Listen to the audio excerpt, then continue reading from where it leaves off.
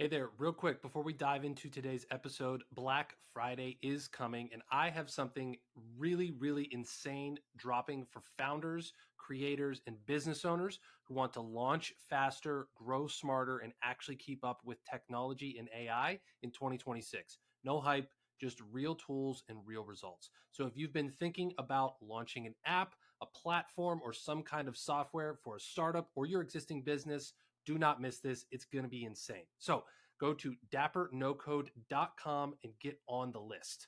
That is all I have to say for now. Trust me, it's worth a click. Let's dive in. Hey, what's up, everyone? Welcome back to the show. I am Dan Hafner, and this is the Tech Bytes podcast.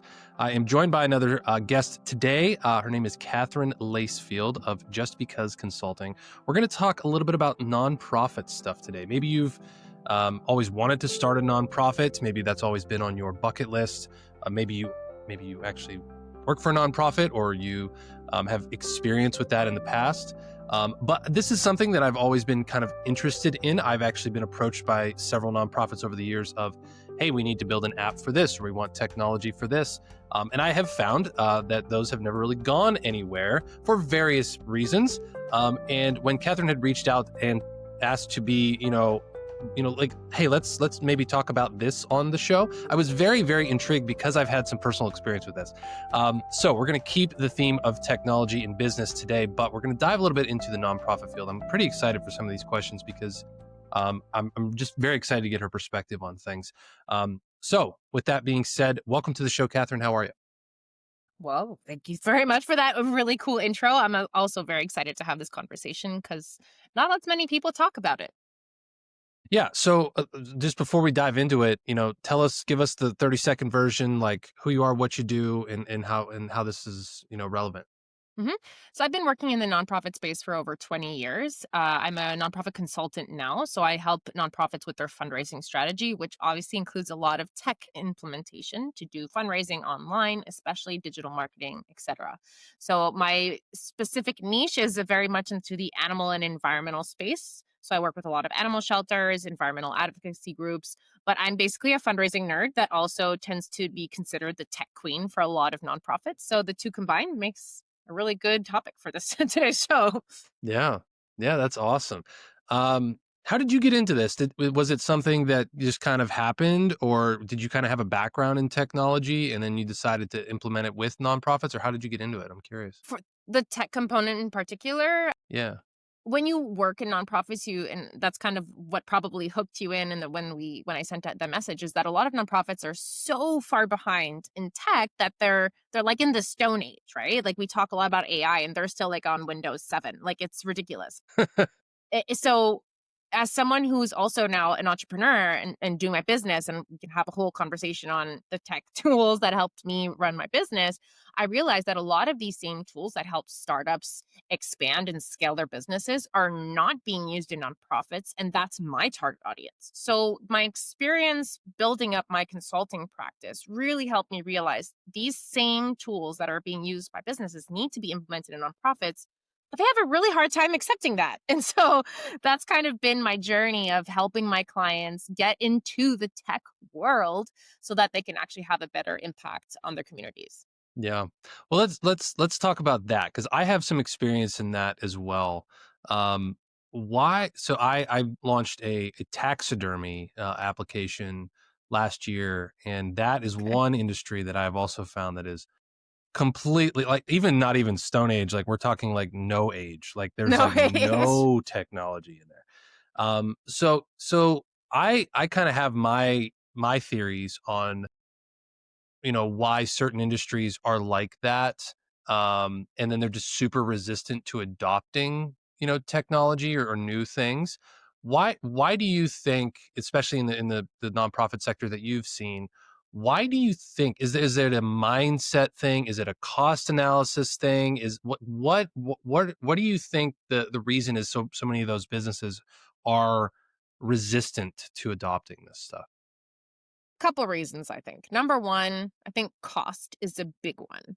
I think a lot of nonprofits have this idea, and especially the public kind of reinforces this idea that nonprofits aren't allowed making money. So 100% of the funds need to go directly to the cause, which makes absolutely no sense. If you want to run an efficient organization, be it nonprofit or for profit, you need to invest in your systems, in your structure, and in yourselves, or else you just burn out and they're just constantly running around trying to do good things, but they're inefficient, which doesn't serve the right purpose. It's not it's not optimal at all.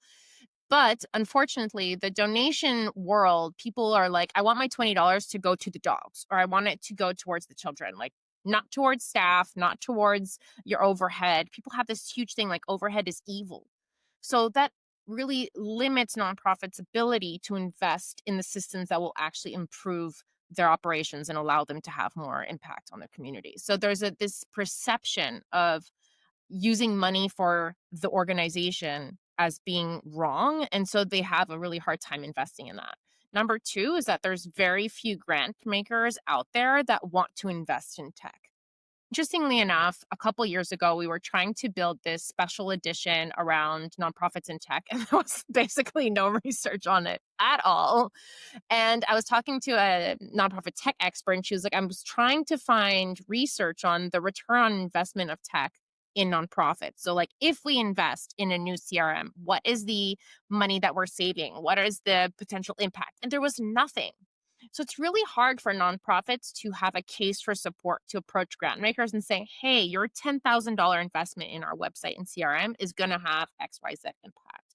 So there's nothing that they can base themselves on to ask for grants for this very unsexy impact technology, right? Like it's not going to have as much of an impact on grant makers. So that's number two. Number three, a lot of people that launch nonprofits have no idea what they're doing. They don't know how to run a business. They don't know how to run a nonprofit, but they're so passionate about the cause. They want to save all the dogs. They want to clean the rivers.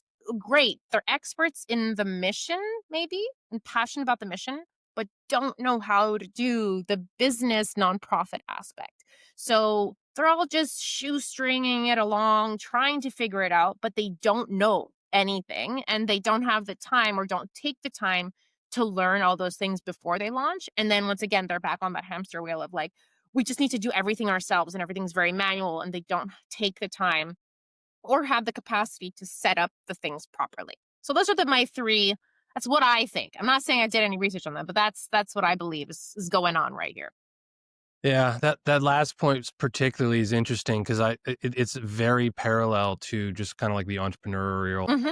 You I mean, that's kind of how I started my business. Was I discovered a thing and I was passionate about it, and I'm like, oh, I could make money doing this, and was just kind of figuring it out as I went along. Didn't really know what I was doing, just knew like I wanted to do this. Hmm. And I can see the same, like as the founder, as the person out there doing, even if you have like a simple like one person coaching business or something Yeah. like that, like you're passionate about helping people, you're passionate about the result that you get for people, just like in a nonprofit you're passionate about the result that you get for those people or dogs or whatever. And you start to be like, well, I I can track all this in Excel, or you don't even realize you need the things that you need until like it's too late almost Yes. sometimes. You're already um, knee deep and you're like, damn it, I have no idea what I'm doing. yeah, People depend on you, or you just quit your job. So now you have to do this. yeah, It's challenging for sure.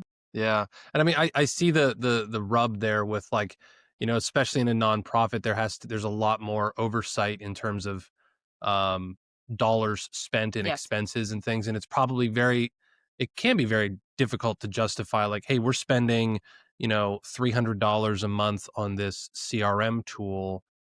What actual like new sign up, like what return are we making, at least that back, or are we not making that back? Is that a sunk cost?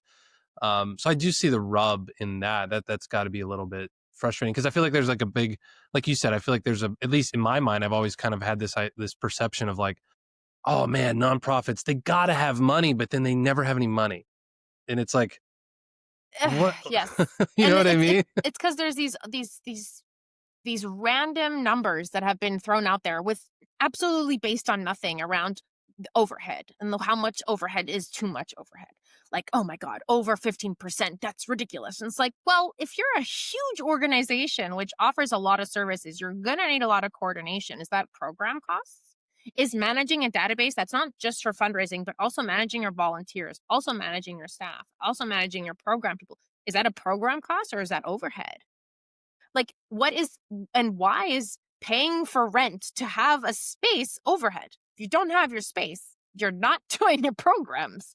So I find it's really the social and public perception of admin and overhead as being wrong that is limiting a lot of nonprofits and even grant makers that are like, sorry, you can't have more than 5% of our budget allocated to administration. It's like you're screwing nonprofits over. Like, how much is the overhead for foundations? I've seen some that they're spending like hundreds of thousands of dollars and like to give out money. Like, if you need that much money to distribute money, imagine how much money nonprofits need to manage all their programs. It's very hypocritical. But that's a whole other conversation.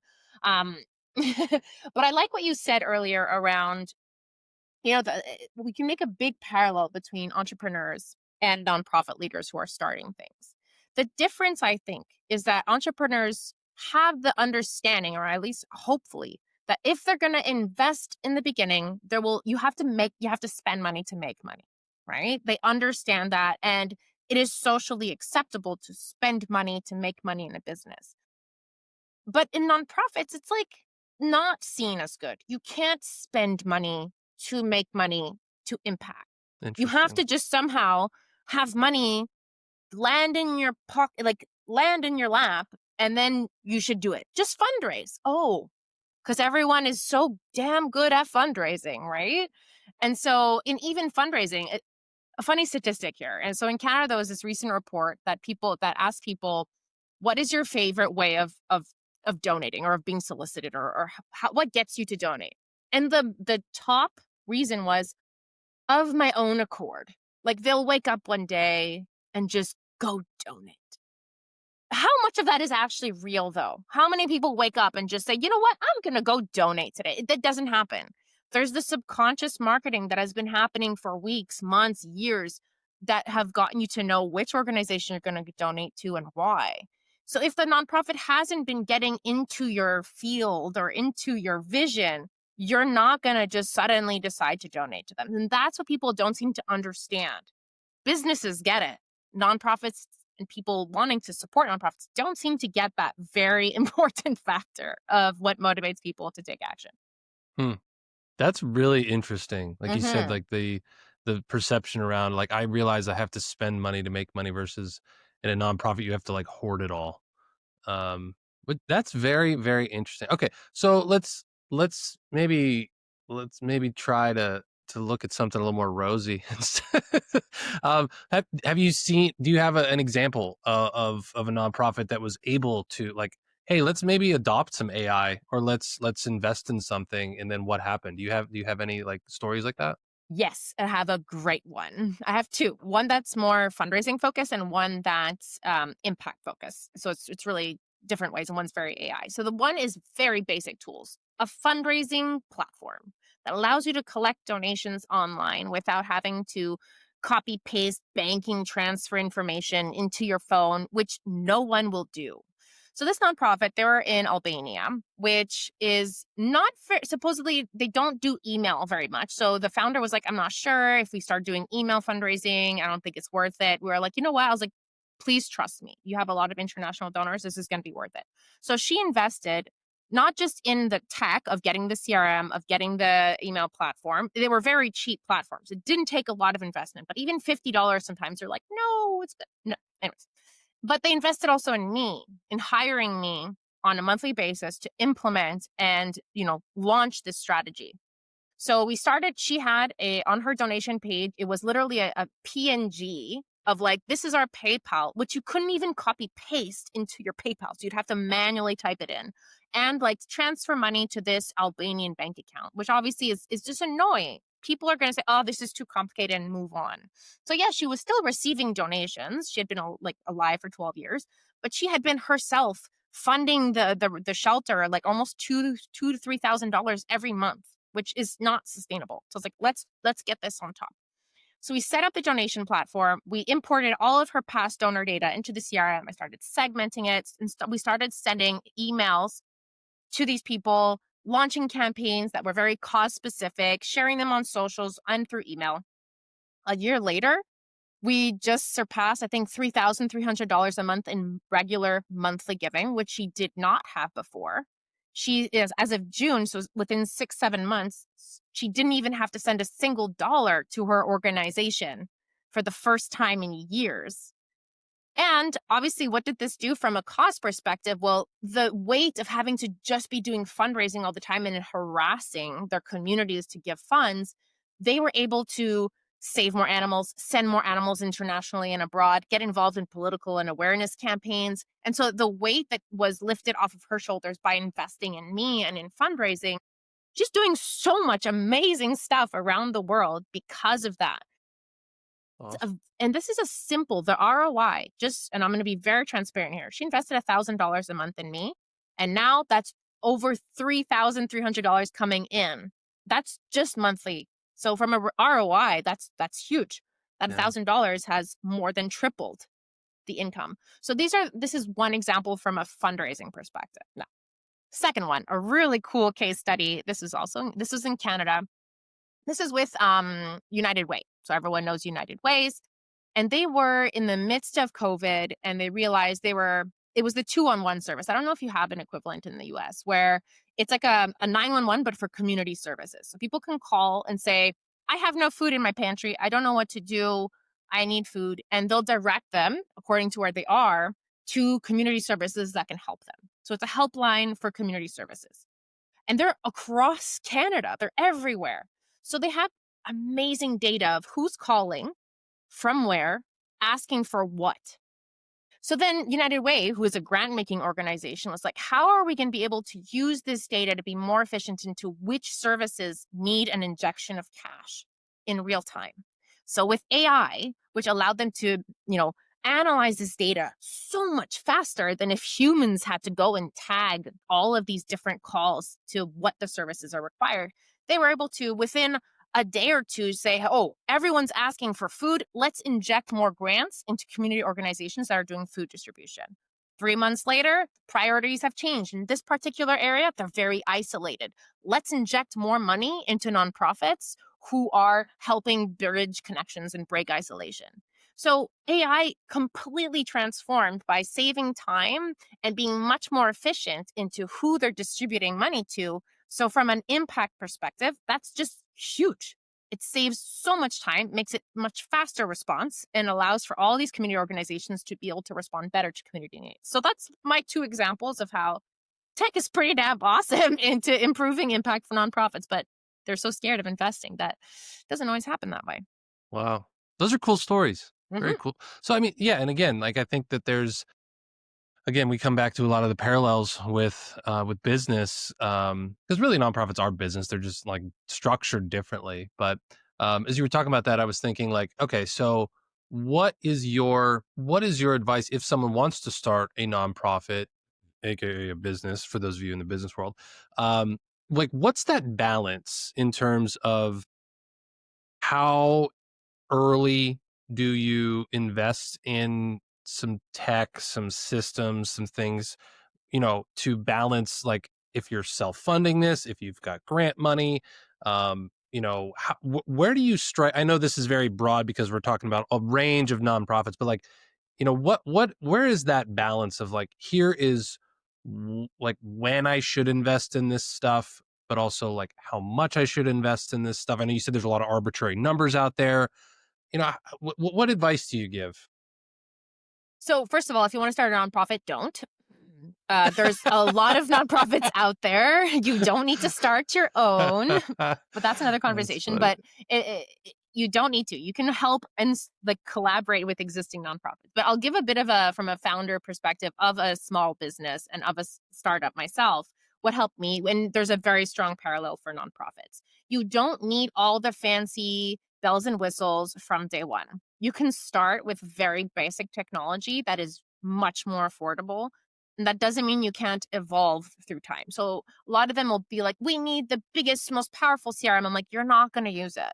Don't get the most fancy one. There's an email system that you can get $49 USD which for lifetime access that you can send unlimited emails and have 5,000 contacts. That is perfectly fine for someone who's starting. You don't need MailChimp, which can cost up to $160 a month to manage that same number of contacts.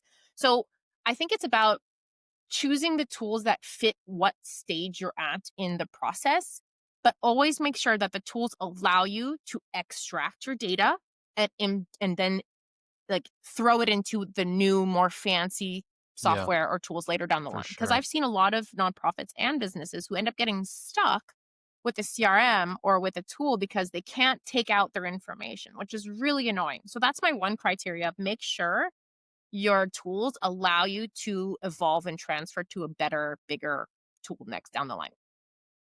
What I also like is you don't need everything in the beginning, in the sense of try to prioritize what do you really need for your current priority. If you're looking to grow as a business or a nonprofit, what are you trying to do? You're trying to acquire and build your network. So you need some form of tool to manage those relationships, be they with potential donors or with potential clients. So I do believe that some form of system to manage your contacts and to communicate with them regularly and in a more efficient way is probably the number one thing you're going to need in the beginning. I didn't have a website for 2 years. It's actually almost 3 years before actually while I was doing my business. I still made almost 100K as my business without a website. So it wasn't necessarily a key thing. I had a really strong LinkedIn profile and a really big network that was much more helpful than having a fancy website from day one. So, focusing on what's going to allow you to get money in the door as soon as possible, either as a nonprofit or as a business, is probably the things you should focus on first. Now, for AI, there's a lot of free AI out there that can definitely help you, and start picking and choosing ones that serve multiple purposes. You don't have to have the specific AI that's going to do this very specific task. Try to find one that will allow you to do many different things and automate your processes so you can have less manual tasks to do. So you can focus on the most important thing, which is relationship building and networking, which should not, in my opinion, especially as a nonprofit, be automated. You should try to build those authentic connections with clients and your potential donors and community members so that you're not like looking like a marketing machine. Because people know, we know when it's an automated AI response. Like, we're not Hmm. stupid. Like, there's room and there's space for automations, but don't automate everything from the get-go. People are just going to think you're either a scam or that you're not a real business or nonprofit. So those are my tools that I would recommend focusing on. Don't get the fancy bells and whistles from day one. You don't need it.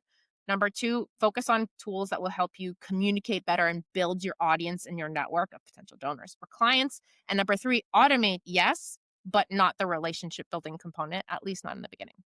Those are my tips. Beautifully said. Beautifully said. And again, I think for anyone who listens to the show regularly, at least in my mind, I see a lot of parallels to the software world. Exactly what I've been harping on this show for years at this point. Which is it. That's why I love software so much. Is it's just such a microcosm of so many logical ways of going about things. And I guess that's just me like making a little nerdy connection of like why like that's cool. But yeah, exactly what you said. Like I think it can be very MVP style. It can be very like what do we need minimally to make this work, to be able to track things. And I would very much agree with you. I didn't have, gosh, I'm trying to think of when I started my business, how long it took me to get like an actual like CRM or some kind of system in place. And it was a long time. It's And, long. and now I have it humming like so Yeah. well, um, both with automated processes and manual processes, like you said, where that's kind of differentiated. And I mean, the lead flow I have is way higher. The quality of communication and people that I bring in and stay engaged is higher, and sales are higher. So it's like, yeah, it took me some time to like kind of comb through that and set that up and get those processes in place, But it but was worth it. it's worth it because it's like upfront work that pays off down the road. So yeah, but this very very well said. Very well said.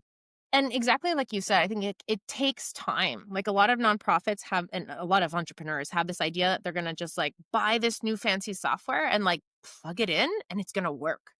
Well, that's our microwave society, I think, Right? Like Yeah. it's the easy instant fix. Like it took me a while to even just get my email set up to work properly and to get my segments and to get my automations and to connect when people book meetings with me.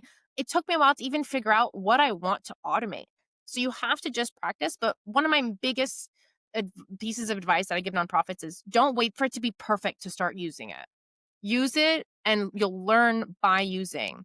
I have Zapier/Zapier. I never know how to pronounce this word. And I was like, I'm really not using it to the maximum. So I'll keep the free one until I have the time and capacity to maximize and make the $40 a month worth my time. But making those decisions of which tools you want to invest in if you have the time to actually implement them. That's another thing. They'll spend, I've seen clients, my clients included, who will spend thousands of dollars on a development plan and then just not use it. And I'm like, what's the point? Maybe that's not what you needed. So instead of just going on to what everyone else is telling you need, because you're bombarded with, you need this new AI tool, you need to get this, you need to get that, actually sit down and like, what is actually causing me pain and annoyance as a leader right now or as a founder, and focus on those pain points first. Are you annoyed with the fact that you have no way of communicating, you're doing everything on Gmail and it's impossible to keep track? Okay, then you need an email management software. Are you fed up of manually filling out grant applications? Okay, then maybe you should invest in an AI that'll help you fill those out more, automatically. But people just want to get all the fancy, shiny stuff, and then they buy them, and then they don't use them, and they're, oh, what a waste of money. And it's like, well, that's on you. That's on you, Yeah. dude. And that's a big Yeah. problem with a lot I've of done that a lot. these tools. I'm Oh, guilty me of that. too. We've all done it, but we need to learn from that. Yeah. No, it is. I've had that happen before, and it's frustrating to me to, like somebody hires me to build something, and then I see them just never really utilize it. And it's like, I mean, one, it's like, well, I still got paid to do that. So that's okay. But it's also like, I hate to see that, like, even I put like the time and effort of my day in my life, in my team's time in life into building this thing. And then it's not used. It happens a lot more rarely anymore, but it's also very, very deflating. And like, man, like this is a cool thing. You know what Yeah, I you mean? should use it. You should use it. Yeah. But yeah. And then just a little tip for you. I heard this from a good friend of mine and I've remembered it. Zapier makes you happier. And that's how I remember to Oh, pronounce it. that's good. So And it's a zap, right? It's not a zape. So exactly. Exactly. So when I hear Zapier, I'm like, I don't think that's the way it's supposed to no, be it's said, but not. But I don't know why. That's how for a Zapier long. makes you happier. Yes. I like There's that. also a really cool tool out there that I need to dig into more that's called N8N. That I have heard nothing but great things about. It is being used by a lot of people, and I would think that some entrepreneurs, some nonprofit people would really benefit from something like that. What does it So do? that's something worth looking into as well. What is it?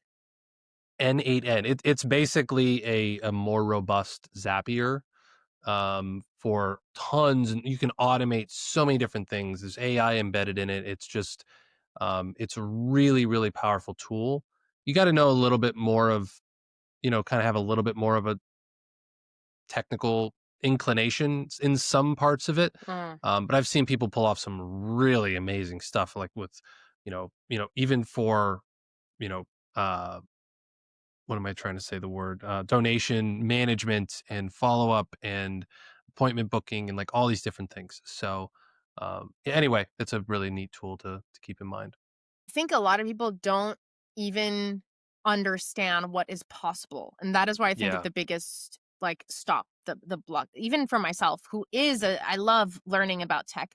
I just realized and just set up for the first time a great like lead generation and management and cultivation where I book a call. And this is good for businesses and for nonprofits. You book a call with someone who's interested. It could be a potential donor, it could be a potential client. Have an automation that thanks them and that asks them for a story in a follow-up email. But then how am I supposed to remember to like, I need to follow up with this person? So I just set up this easy automation that not only will it put them in a particular segment of like potential donors or potential clients. It'll also add a task because I'm a big, like, I need to check things off. I had a checklist task 2 weeks after the call that would automatically be added to my Google Calendar to follow up with them and includes their email in the task. And so I don't have it's the I don't have to think about it. It Hmm. will automatically pop up. What I do with that after the fact is up to me. If I don't have time, if it wasn't a good conversation, I delete it, no problem. But the guesswork of like, oh, who did I have to follow up with is gone. And it's automated. It took me 15 minutes to set up. And now it like saved so much time. And this Yeah. can be useful for entrepreneurs or for nonprofits. They just don't think about it. Yeah, and I mean that also reminds me of, we talked about this earlier, of like when you experience these pain points of like I'm swamped with so many appointments. Okay, I need to Mm, just either automate that or delegate that kind of thing, and then you solve for X, right? Like I'm solving for that problem. So there's one way to kind of like figure out, okay, here's the tech that can facilitate that and do that. But then there's like, just like you mentioned, there's also this whole other world of like, I don't even know what's possible. This is kind of where I've been in my business, in my mind lately, is like, what can I start doing that is going to level up my client onboarding experience? That's going to yes. level up my client fulfillment experience. And again, like I don't even know most of what is possible out there, Yeah. right? So I think that's one of the main things is that all of this AI stuff and all this technology really allows for, is like your imagination can almost be the limit. And it's like, okay, yes, I have problems over here that I need to solve for, and technology can help me do that. But on the other side, I also like, where do I want to go and what do I want to accomplish? And then how can technology help me get there as well? And that's like a whole other bigger bucket that's like way, way, way, way, way bigger, you know? A very deep bucket. Very.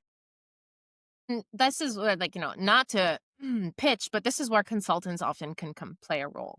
Mhm. Obviously, you can do all the YouTube searches you want on, like, what should I focus on? And, like, that won't necessarily take your particular context into play. This is why I love doing 90-minute sessions with nonprofits where I'm like, okay, tell me about your situation. Then I'll be like, okay, what should we prioritize? What should we work on? Do you have this? Do you have that? Because I have worked with dozens of nonprofits, and there are basic things depending on which level you're at and depending on what problem you're trying to solve. There are often basic systems that you need to implement. So I'm like, well, your donation process sucks.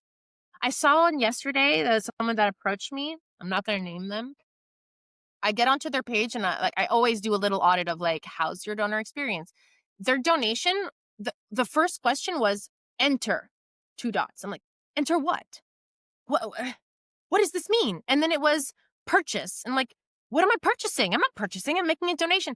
So I'm like, your process sucks. You're using the wrong tool. You're using a sales platform instead of using a donation platform. So having someone from the outside who's not, so focused on the work, get you to do a little audit can really help you kind of get out of your own bubble and understand what's going on. So I think inviting, it could be a friend, it can be a family member, to say, okay, you're a client, try to buy something from me. Tell me what problems you encounter. Get outside perspectives on Yeah. how you're working. Because people are like, well, I couldn't even find your website, or I didn't even find the donate button. Oh, well, it's hidden in this page on how to help. And it's like in small and like, well, yeah, no, duh, no one's donating to you. So sometimes I think it's really helpful to either hire a consultant if you have some spare budget, which as a nonprofit you probably don't, or ask a friend and family to help you understand what's not good about my website, or what's not good about this, or what do you feel, or what do you see. External help and advice really helps. Yeah. Sounds a lot like beta testing of apps as well. So, Video we're games all need to be tested from other people, right? You're like, yeah, it's great. And they're like, no, this sucks. Like, I don't even know. I don't understand how to get to them. Well, it's true. It's not obvious. Only obvious to us because we're the ones that built it. yeah, I had that happen yesterday with a client. They're like, where's I think I'm logged into the wrong, where do I go? And I was like, it's so intuitive to me because I've just built it at 900 times at this point. I'm like, okay, Hmm. you click down here, you sign out. And he's like, oh, I never would have thought of that. And I'm like, that's like, I realized I got into that trap of like always doing it the same way, not explaining it, you know? But no, this has been awesome. So, all right. Well, yeah, real quick, where can we go to learn more or connect with you as well? I'm a LinkedIn girl. I'm all over. I'm all about LinkedIn. I think it's the greatest place to connect. Less drama. Well, Katherine Lacefield, you can find me on LinkedIn. If not, if you do want to check out my website, which I do have now, it's justbecause.consulting. I love supporting nonprofits. So if you ever have any quick questions, I do have a contact page where you can always ask for a free 30-minute session with me. So there you go. Sweet.